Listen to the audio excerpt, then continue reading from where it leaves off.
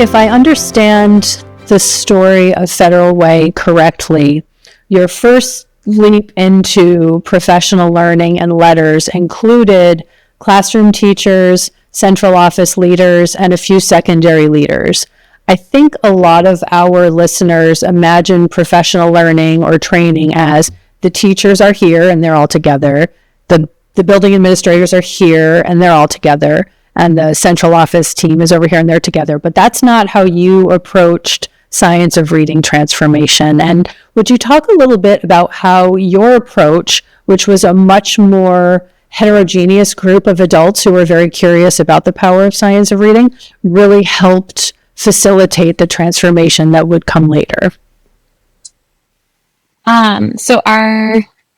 When sitting down and thinking about the investment in letters, Erica and I talked, thinking through who should we start this with and how are we going to best support it to make sure that we that we're financially responsible. So we started with Tammy and myself engaging in letters as district leaders.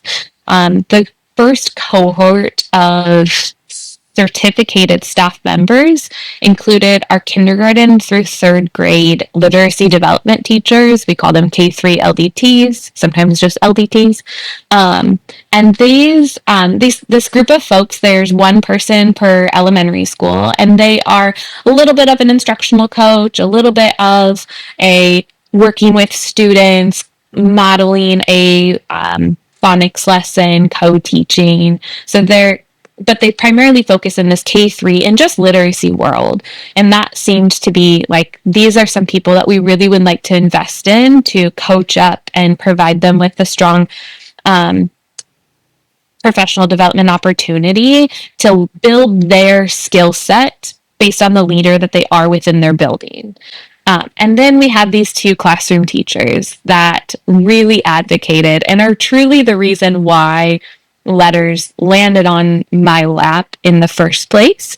And I went to Erica and I'm like, can we please have these two teachers? Can we please? I think that they wrote a very lovely little persuasive essay to Erica saying, please let us participate. Because initially it was closed to classroom teachers. And I wanted to honor, we wanted to honor their, just go get-emness of wanting to invest in themselves, and we wanted to honor that. And really it's the reason why our district ended up where we are, is because of their pursuit, and that they were just ahead of where the rest of our system was at the time. So they also got pulled into this cohort. I think that what was so wonderful about this opportunity is that we had these two classroom teachers that are day in, day out with their kids, living and breathing all of this professional development that we were getting.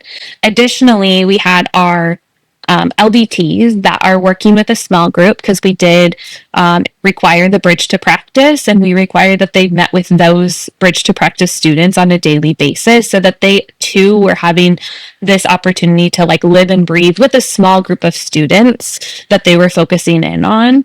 And then it was also starting to bleed out. All of a sudden we started to see some of the phonological screeners, the past assessment that came from letters, and all of a sudden that was being done in a whole K2 band, but given by the literacy development teacher, as they wanted to know more about their students.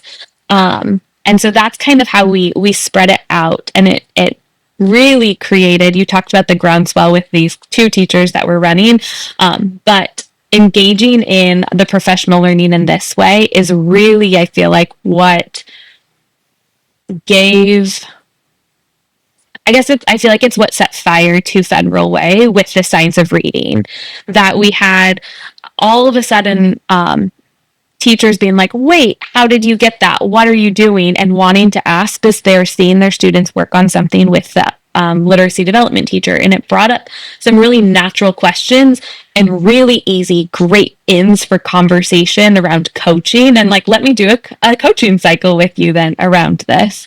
Our LDTs were starting to lead little professional developments in their building. And so it started kind of at this ground level rather than it being a top down where we're going to train all of our district leaders and then we're going to have our district leaders train all of their coaches and then all of the coaches, and then everything slowly trickles down to teachers who ultimately are the ones touching kids.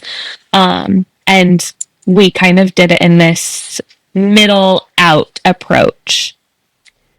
There are so many things that you said that are so compelling, and I think will be so important for our audience to hear and understand. One being simply that teachers were the people who said, what we're doing isn't working. We need something different and better. And here's the thing we need that's different and better. And that was a dialogue between the teachers and the central office leadership. And that was done in collaboration with one another. I think we don't hear enough of those stories about how frequently and respectfully that circle of communication really runs in so many school districts.